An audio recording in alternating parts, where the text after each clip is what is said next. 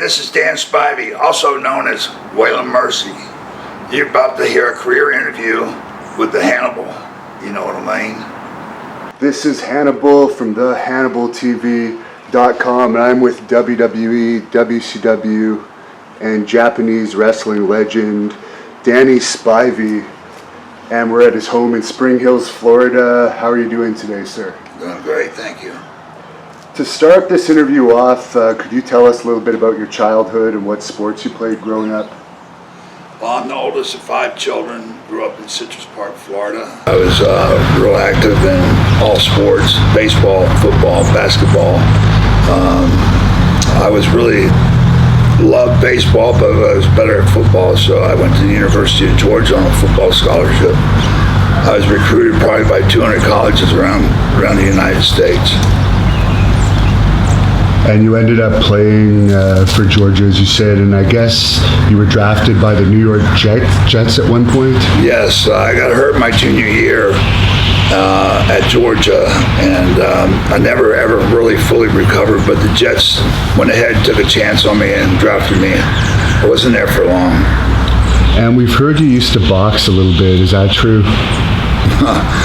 No, not really. That's okay. Not true. Was that just street fighting growing up? There was a lot of street fighting, barroom fighting. I used to run with a pretty tough crowd, so you had to learn how to handle yourself or you wouldn't survive. And you ended up meeting Dusty Rhodes, and I guess he convinced you to get into wrestling? Yeah, I ran into Dusty at a country western bar one night and got to know him, and he asked me if I was interested in becoming a wrestler, and I told him sure. I was always interested in the sport, used to watch it all the time when I was a kid, and I enjoy entertaining. So he actually trained you in the ring, or was it somebody else? Actually, Dusty just gave me the opportunity. The person that helped me the most was Ricky Steamboat. When Dusty asked me if I wanted to become a wrestler, he was the booker in Tampa for Florida Championship Wrestling. And Dusty ended up moving and going to Charlotte and being the booker up there. So me and Scott Hall followed Dusty up to Charlotte, and we almost starved to death. But I hit it off with Ricky Steamboat, and Ricky Steamboat helped me the most out of any of the wrestlers. What was Scott Hall like in those early days? Scott was different. He was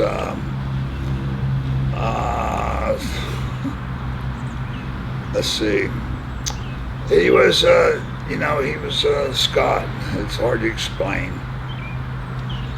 I guess in those days, that was before his demons took over, before he had the trouble in later years. Yeah, when me and Scott were together, he never drank. He was never saw him out of control or anything like that. Didn't take pills. Didn't do anything. I mean, Scott was probably one of the biggest wrestlers in the business at that time, as far as muscular and being in shape.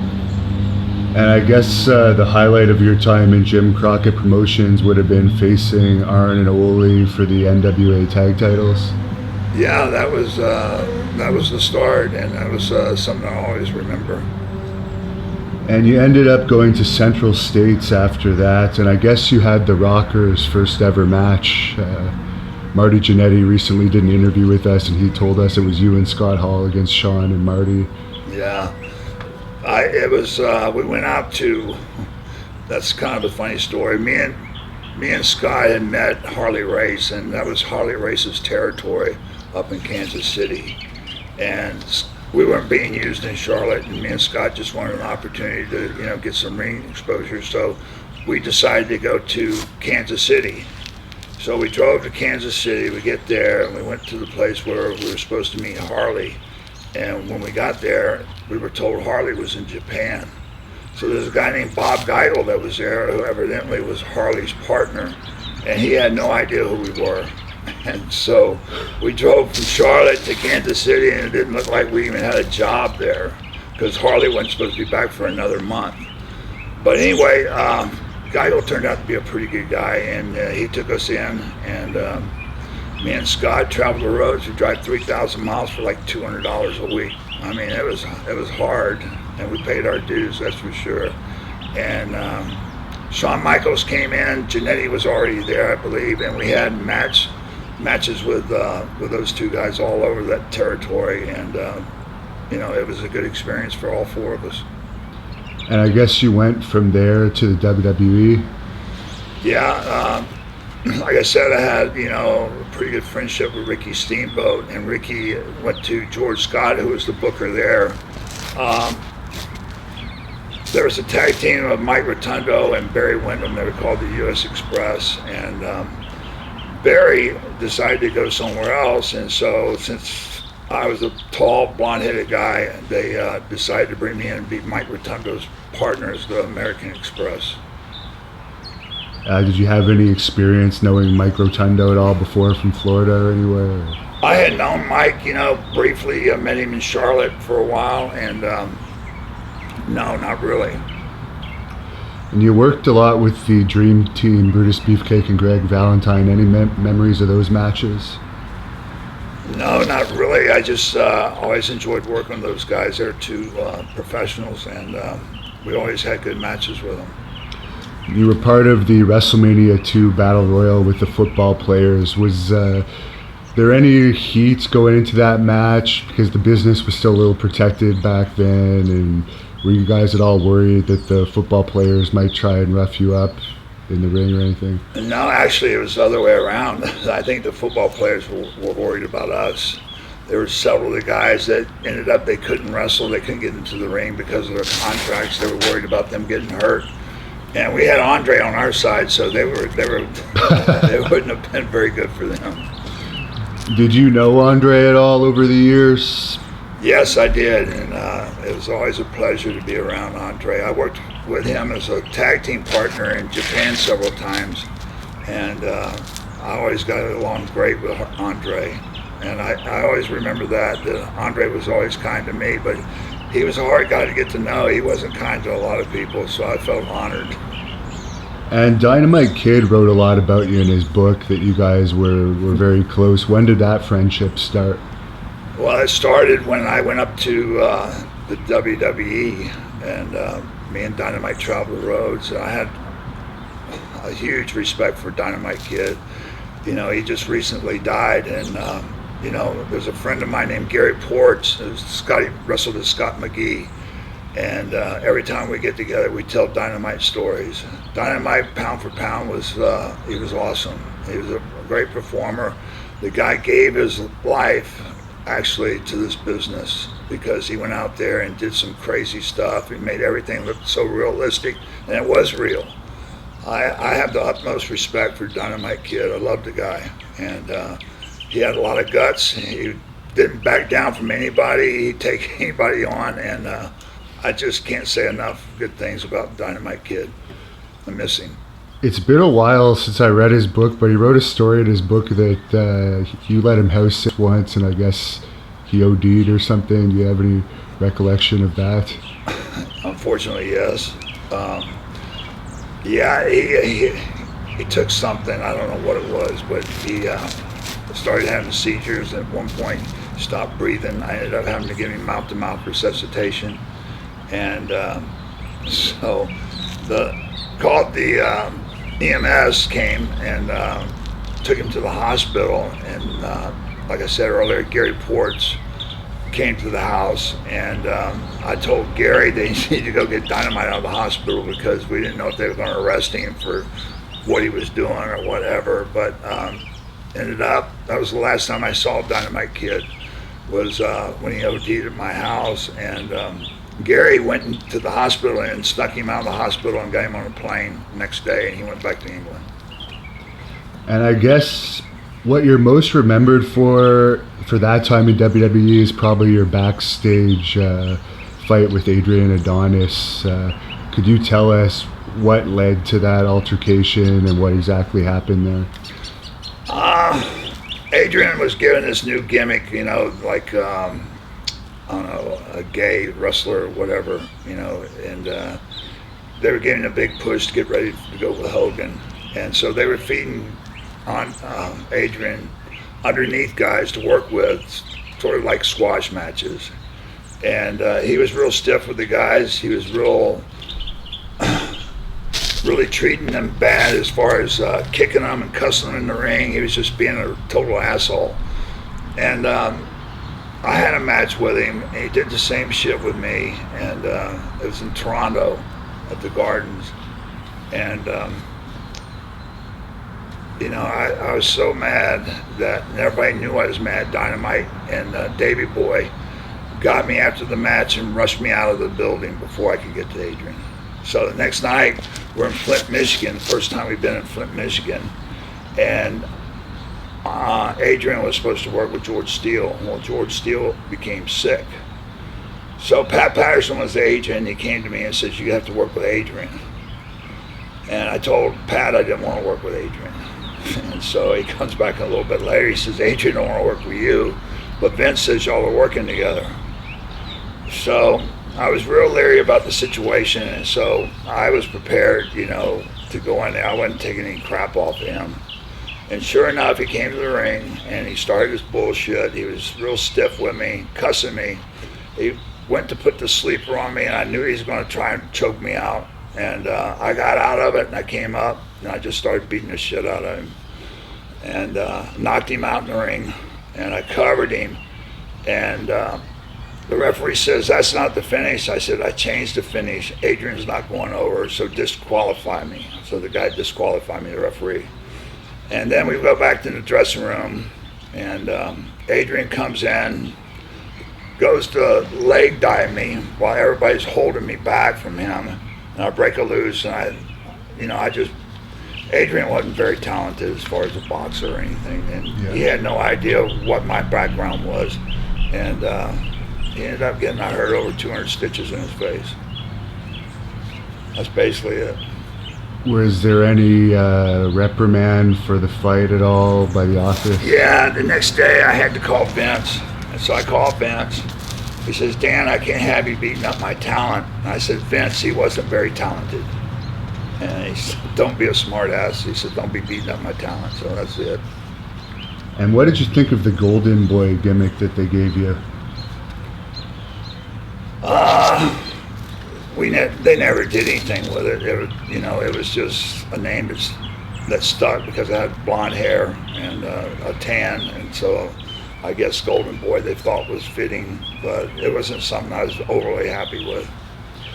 And you wrestled a few matches with Outback Jack, and he has a bit of a reputation for not being a very good wrestler. How did you find him in the ring? Horrible. That's just being honest. He wasn't very good. Were you around for the ribs that Dynamite Kid was playing on him? Well, there's a story behind that. The reason the guy got ribs so bad was that, when you ride with somebody and someone rents the car and the gas for trans and stuff, Outback Jack wouldn't give up any money. He says, well, you're working on top mate, so you can carry me or some shit like that. And Dynamite, you just didn't do that kind of shit to Dynamite without paying. It'd been a lot easier if he got off his wallet and paid Dynamite some money for the trans and stuff. But instead, he got ribbed. Had it coming. And I guess you left WWE around 1988, was it, or 87? Yes. And you went to Japan, All Japan? Yeah. Luckily, I got let go. And I've been sitting home for a while, and I got a phone call from Terry Funk asking me if I'd be interested in going to Japan and work. And I said, oh, hell yeah, I'd love to go over there. And Terry kind of helped me up there in WWE. We got to know each other pretty good, and he's still a close friend of mine today. And he says, calls me back, he says, Dan, I got you a job over there.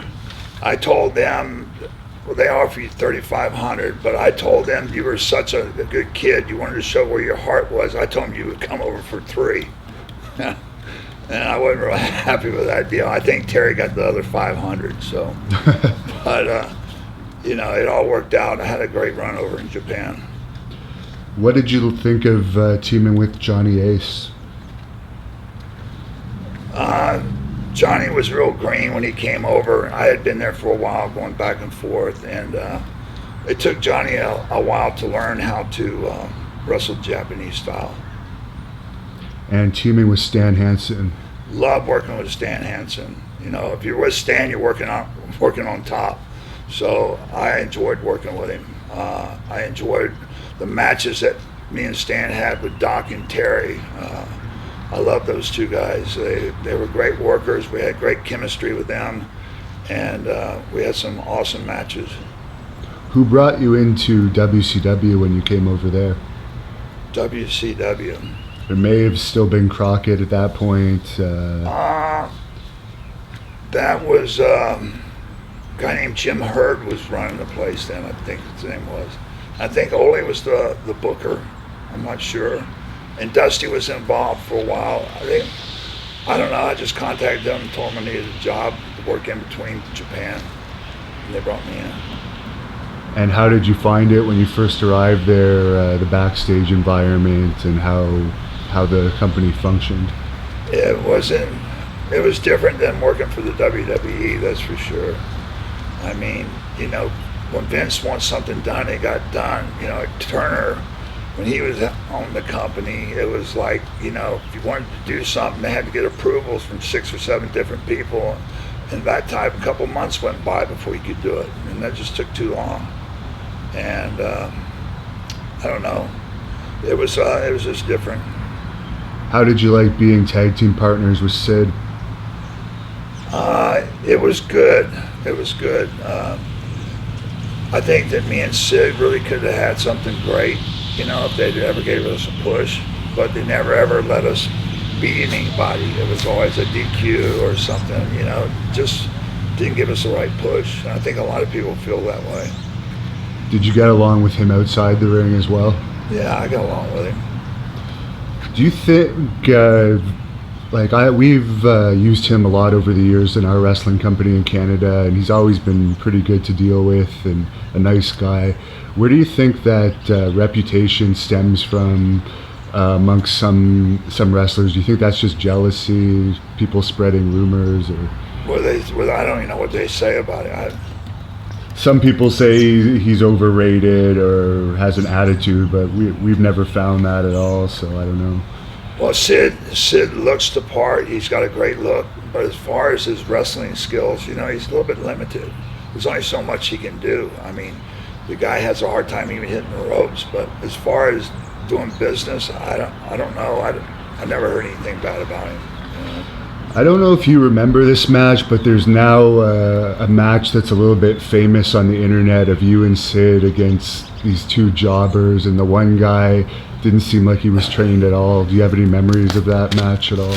Yeah, I was in Texas. The guy was getting up before I was on bumps.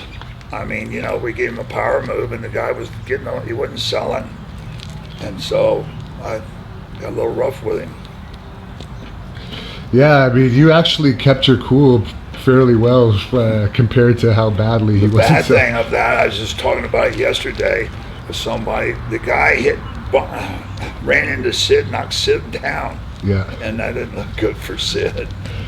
And what surprised me was that was a taped show too, and the version they put on TV wasn't edited at all. Oh, it wasn't? No, like it shows all the screw ups in that match. It got worse for the guy when he got back. He got backstage.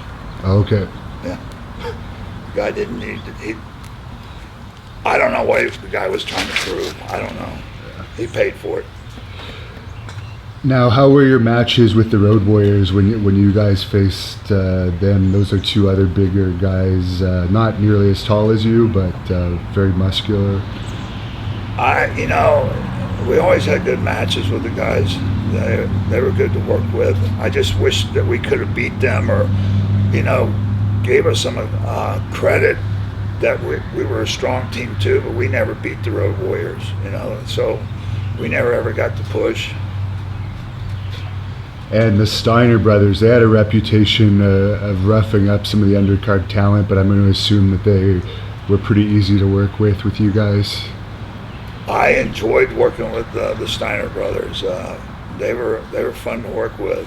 I've taken all their suplexes and you know, they were fun to work with.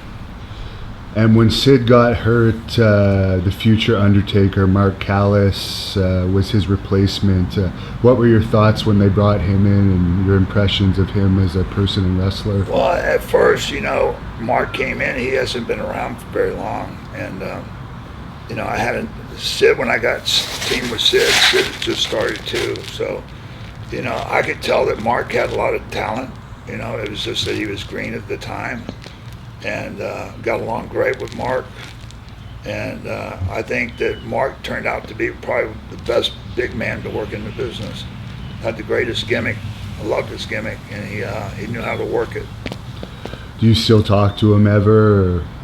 Yeah, I run into him every once in a while somewhere, and it's always pleasant to see him and have fond memories. And we were both good friends with Brian Adams. We used to play golf, the three of us together. And sometimes Big Show would join us, and we had a lot of fun playing golf with each other, four of us. I guess living in this area, you're a big golfer. Oh, I love it. I love it. Now, you had some matches with Lex Luger in WCW. How was he to work with?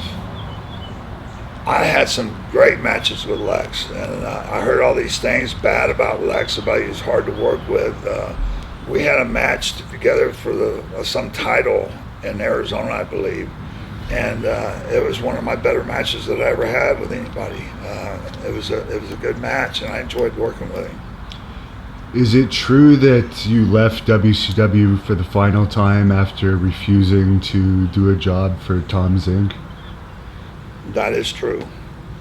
There's a story behind that too. I mean, me and Stan were tag team champions in Japan, and the office knew it. The office was Dusty, my mentor, and I remember Mike Graham was the agent. They came to me, and Tom Zink was a fill-in for Scott Steiner, and they came to me and wanted me to do the job, so I wasn't doing it. You know, nothing against Tom Zink. It was just the fact that, you know, me and Stan were tag team champions, and the office knew that, you know, we were working in Japan, and knew that was our main source of income, and because we were working part-time for WCW, and I just didn't feel like it was good for my future to do that.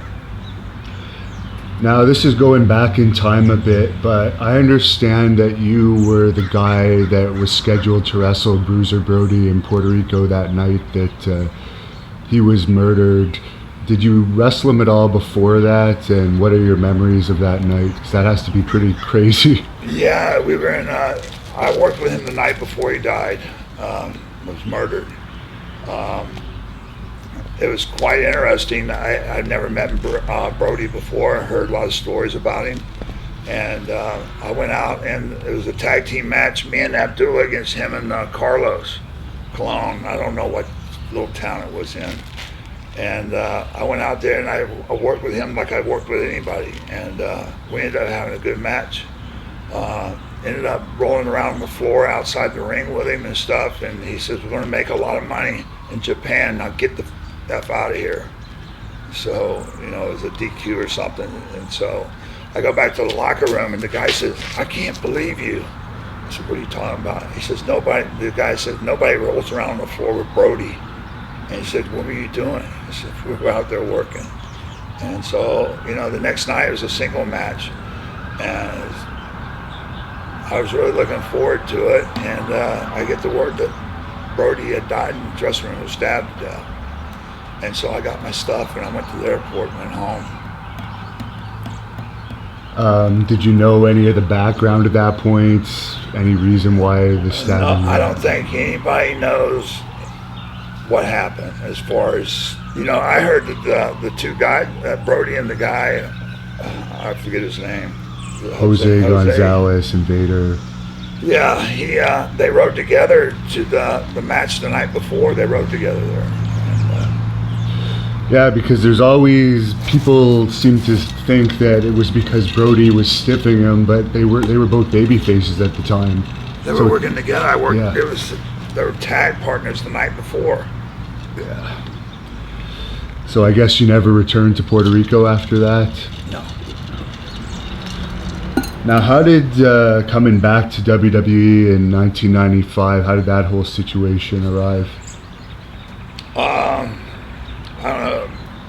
I had met with Jerry Briscoe and Vince were down in Florida, Tampa, and they wanted to talk to me about bringing me in. And we came up with a character, the Waylon Mercy character. I'd never been a character, I'd always been myself, and I was looking forward to it. And I enjoyed doing that character. I regret the fact that I wasn't in good health to finish the run with that. And it's one of my biggest things that bothered me, that I didn't really make it with the time of doing it. Is it true that it was based off of the Max Caddy character in Cape Fear? Yes. Did you have much say in the vignettes and the way that they introduced the character? Because it seems like there was months of vignettes before you arrived. No, that was all me as far as the vignettes that we did. I just winged it, and there were some pretty good ones that we made. Any favorite matches from that run? Me and Kevin Nash had some good matches together. I enjoyed working with him. That was basically it. Any memories of your matches with Bret Hart? I think me and Bret worked one time. I understand Bret was upset with me after the match. I heard he told the guys backstage I treated him like a job boy. And, I just came back from Japan. I've been working over there for years, and it's a lot stiffer than the guys here in the States. And I guess I got carried away, and maybe I did bump him around too much. So was it you that decided to leave after that run? Yeah, I was hurt. I mean, 2 weeks after I quit, I had my hip replaced. And then 6 months later, I had a knee replacement.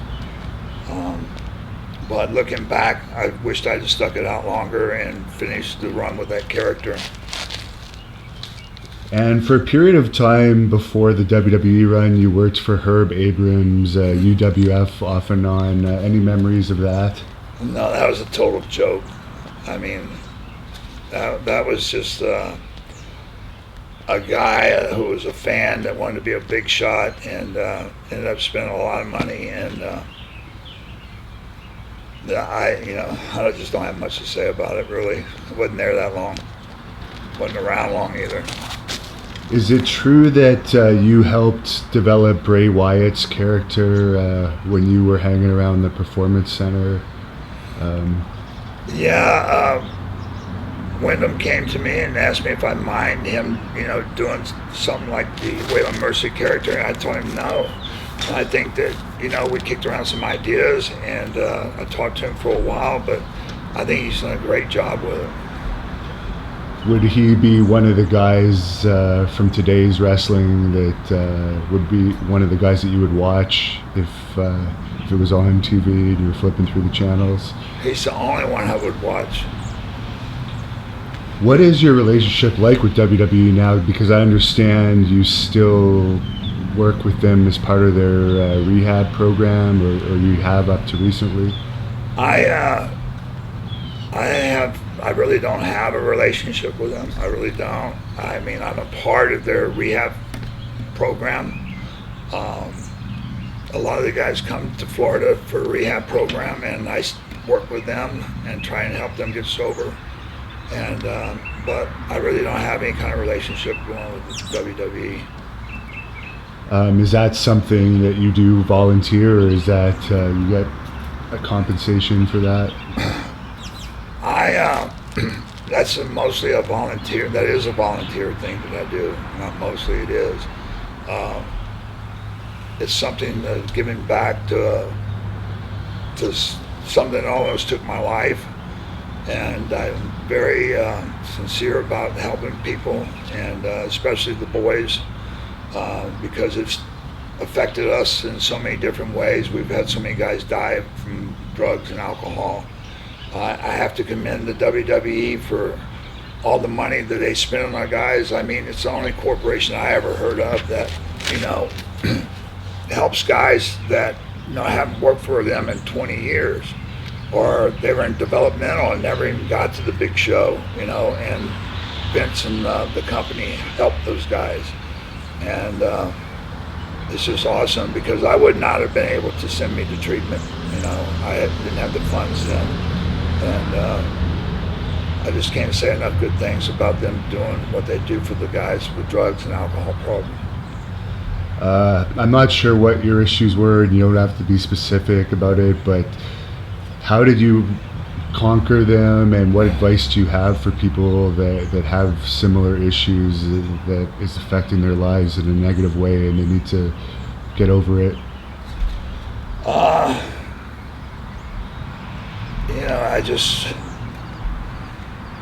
The person that, if you have a drug and alcohol problem, the first thing is admitting that you have one and asking for help.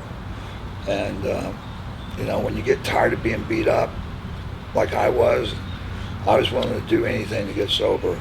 And hopefully you don't die before that happens. But, if you need help, ask for it. And what are some of your best lifts in the gym? Obviously, you're a very strong guy. Do you have any record bench presses or deadlifts or anything like that over the years? No, I was never a heavy lifter. My arms are too long. It's too far to push the weight up on a bench. The guys with short arms do great on bench, but no, I just try to stay in shape. I understand you were friends with Hulk Hogan at one point. Do you have any stories about him? Me and Terry have never really been friends. We've been acquaintances. I remember before we were both in the business that he played, I believe the name of the band was Ruckus, and he played in some of the bars around Tampa. And when they were playing, I was the bouncer at some of these bars, and so that's how I kind of knew him before we got in the business. Never really hung out with him. There was one time he came into, I was in Athens where I went to school, working a bar, and they came in there and played. So I ran into him a few times, before the business. Did you have any interactions with Randy Savage when you were working for WWE?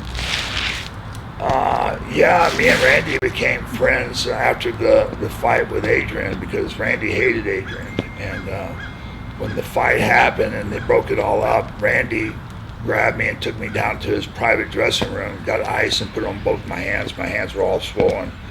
And we developed a friendship after that fight.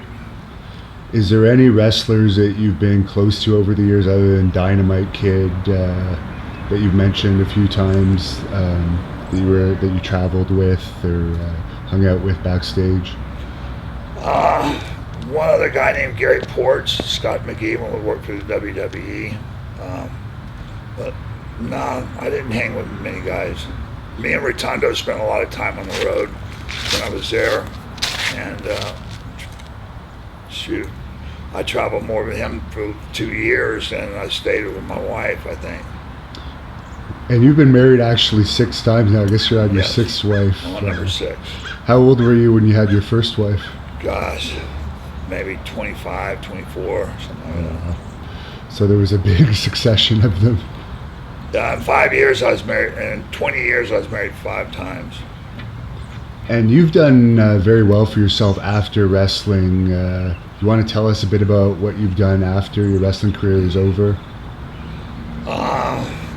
My family had a construction business, underground utility business. We had contracts with the Verizon Telephone down here in Tampa, for over 32 years, doing underground utility work, putting in cable in the ground, conduit, manholes, all their outside plant work, construction work. And we also worked for Tampa Electric. And the business has been around for 32 years. After my dad passed and my mom became where she couldn't run the company, I came in and started running it. And we just recently sold 3 companies about a month ago. So now I'm retired and I play golf every day, train. Any advice for professional wrestlers after they retire? Because a lot of them just waste their lives away after? Man, it's tough. I mean, after you wrestle and you think, it's going to last forever, it doesn't. I mean, I can remember when the old timers would tell me to save my money, kid. And I thought, what do you know, old man? I mean, I'm making good money. And I'm just really fortunate that I had a family who had a business, and I had something to fall back into. I mean, it's tough for these guys, wrestling for over 20 years or more, and then all of a sudden it's gone. It's just tough to be able to survive after that if you don't have some kind of plan. And you mentioned you became friends with Terry Funk. Do you have any stories about Terry Funk? Yeah, Terry got me with the greatest rib. After the fight with Adrian Adonis, Terry was friends with Sylvester Stallone.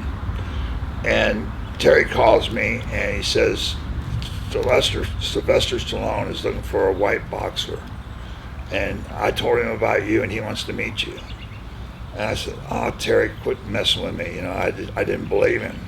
Then I get a phone call from this guy and he says, this is so-and-so from Tiger Eye Productions. I work for Sylvester Stallone. We understand that you're coming to Las Vegas and we would like to fly. No, we're working in LA. He says, we understand you're coming to LA. We would like to fly you over to Vegas to meet Stallone to talk about becoming a boxer. And so when I got to my hotel in LA, there was a ticket for me to fly to Las Vegas. And it was from Tiger Eye Production, was I guess his production company, or I thought it was. And so I fly to Vegas, I get out of the limo, and this guy comes out and says, Sylvester Stallone had to leave town. Sorry, he can't meet you. And then Terry was there working on a movie with Sylvester Stallone in Vegas. And to this day, I think it was a rib. Stallone never knew anything about me. And I just think Terry pulled a great rib on me. And what was your favorite match from your time in Japan? You had so many great matches over there. It was me and Stan against Doc and Terry. It was for the tag team tournament championship they have every year, and it was a 30-minute time limit, and we pushed it to where this is a shoot that it came down to 29 minutes and 58 seconds, and the belt was run. It was I forget, I think they went over or something like that, but to make the match that interesting, the time running out and everything, to be able to do everything we needed to do under 30 minutes, and it worked out beautiful. When was your last match in Japan? I believe it was the tag team tournament Okay. in December of '94. Okay, so it's been quite a while since you've been over there. Oh yeah. Do you remember how many tours you did approximately? No, man, a lot. And Jim Cornette, I don't know if you know this, but he's talked about you on his podcast, and I obviously don't agree with this. I'm a fan of yours, but he said you were the drizzling shits and talked very negatively about you, and I'm wondering where that heat may have stemmed from. It's funny that I just heard about that yesterday. Really? Yeah. Interesting. And I have no idea where that came from, but the guy that told me about it was my friend Gary Porch. And he was upset because he says, out of all the years, I've never heard anybody say anything about you negative, and this guy's just talking about you. And he asked me about it. I said, I don't even know Jim Cornette. I was around him when we first started in Charlotte, and I have no idea what he's even talking about. I heard it was something that Ole was supposed to tell me to sell or something, and I refused to do it or something. I have no idea what he's talking about. And this is a fan question, and the fan wanted to know, why do you think you were the only skyscraper that never has won a WWE championship? Because I suck. And another fan question is, who would win in a shoot fight, you or Sid? Sid ain't got a chance. He's apparently training in boxing now, but Yeah, obviously there's a difference in street fighting experience between Hey, you the guys. guy can't even run the ring ropes. How's he going to be able to box her?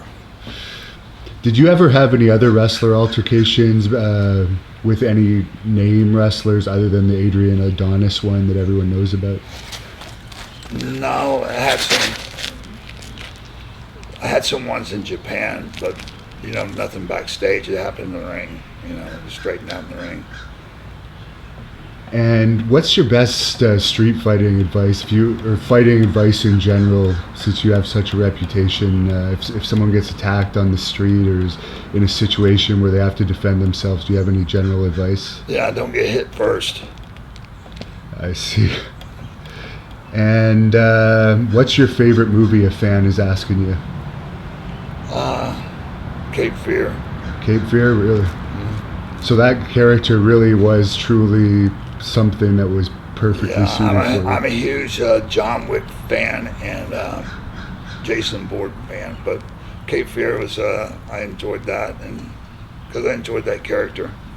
What did you think of Kevin Nash in the second John Wick movie? I thought he did good. He did that really well. Is there any reason why you never got into movies more? I didn't have a lot of opportunity. The big movie I was in was the Grunt movie. Yeah, I remember that actually. That was when you were doing, what was it, the American Starship gimmicks? Yeah, I was in Charlotte, yeah. The only person I knew was Adrian Street was there. That's the only wrestler there I knew. I didn't know any of the other guys. It was terrible. I just interviewed Adrian Street actually. What did you think of him as a wrestler? Well, I was talking to my friend yesterday. He told me Adrian looks great. He's like 78 years old and he's ripped, I heard. Yeah, and he moved back to Wales, I guess, and he's training all the time. He's another guy that was known as someone you wouldn't want to mess with in the ring. Oh yeah, I heard a lot of stories about him. What do you think about the wrestlers of today overall? There's not really that many legitimate tough guys anymore, and it's a lot easier to get into the wrestling business and call yourself a wrestler now without paying any dues or... Yeah, I mean, it's changed. I don't know if I could make it in business today because it looks like you have to be a gymnast, first of all. I mean, some of the stuff they do is awesome, but, it doesn't make any sense half the time. I mean, you have to stab a guy, run him over with a truck, shoot him a couple of times, and then beat him with a small package, It's, some of the stuff they do is awesome looking. I mean, the flips and all the moonsaults and all the stuff they do, I mean, it's crazy. Would you ever consider being a manager? And if yes, I'm going to guess it might be for someone like Bray Wyatt. That's the only thing I'd be interested in doing. Interesting. I can't believe they haven't done anything with that because, that character that I did, Waylon Mercy, was only around a short time, and you wouldn't believe how people still respond to it and ask me questions all the time about it. And they ask about, are you going to do something with Bray Wyatt? I hear that all the time. Would you have eventually got the tattoo on your head, actually tattooed on your head if you'd done that character long enough? I don't know about that. I thought about it, but yeah, I would do it as long as I knew there's some way to get rid of it after I was done, which I hear there is. And there's a fan asking what you think of UK wrestling and if you ever wrestled over in the UK. I went on a tour with the WWE over there, and I wasn't a big fan about some of the food over there, but I have no desire to go back. Yeah, it's not the healthiest food in the world, is it? No, it's not. I think they even put gravy on pizza there. That's terrible. Did you keep a pretty strict diet over the years? Off and on. The first time I went to Japan, and they booked me like 3 tours back to back, and I didn't learn how to eat over there. I went to all the fast food places and ate. I must have put on 60 pounds in 3 months. It was, but most of the time tried to stay in shape. What were you at the heaviest in your career? 320, I think. 320. That's, I guess, towards the end of it. Yeah. Did you come up with the Waylon Mercy outfit, wrestling in pants and the shirt? It was a joint venture type deal. You know, we kick things around, come up with it. The creative people that Vince had working for him. Is it difficult to wrestle in pants, like long pants? Those pants, nah, they were light. Did you ever wrestle The Undertaker as Waylon Mercy? No. No. Would you have liked to have had that? Oh, in the yeah. past? Yeah. Yeah. And that would have actually functioned. That gimmick was actually tailor-made to face someone like The Undertaker, actually. Yeah. Now that I think about it, that's too bad. Where else did you wrestle other than overseas? Like, is there anywhere we're missing? Just want to hit all the spots before we're through. No, you covered them. Did you ever work the Texas territory? No. No.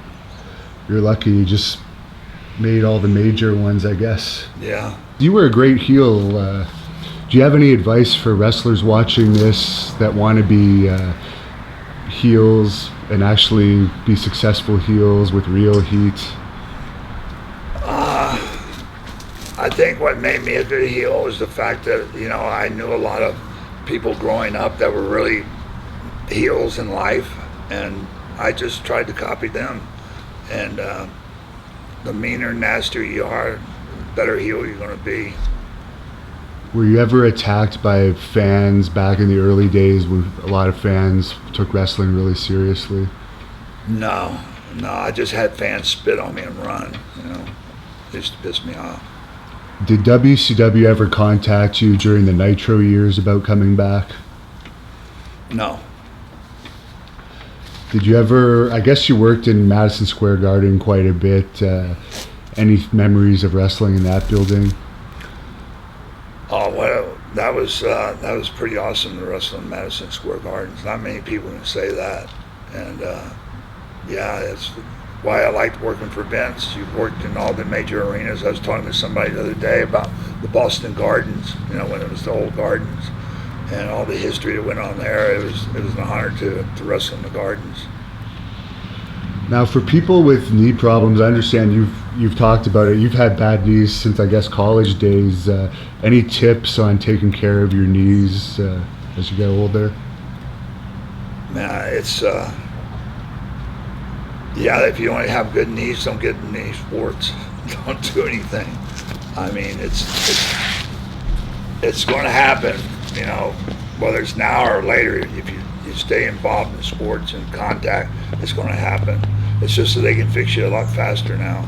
I've had 6 hip replacements, 2 knee replacements, a neck fusion, and 14 concussions. Other than that, I'm good.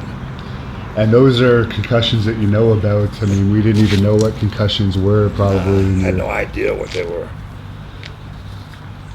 And how do you afford all that? I guess you had benefits with the company that you were working for, all those operations? Luckily, I had health insurance with my family's business, or I'd still be, or I wouldn't have been able to afford having those done.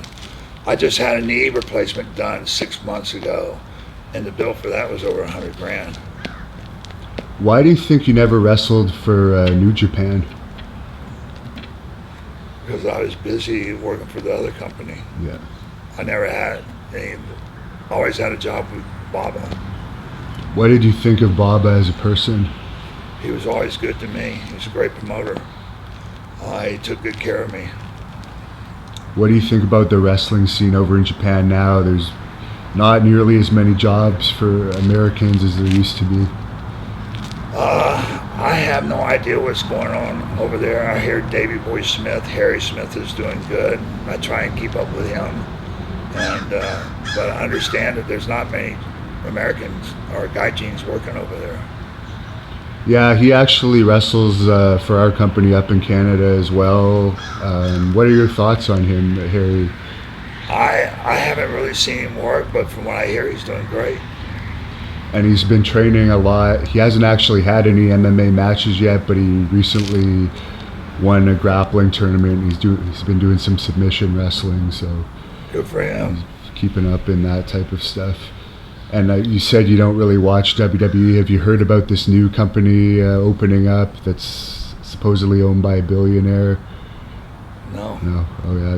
There's a new company. It's called All Elite Wrestling. What's it called? All Elite Wrestling. It's owned by the same guy that owns the Jacksonville Jaguars. Really? And they just signed Chris Jericho. Their first event at the MGM Grand in Vegas sold out in seconds.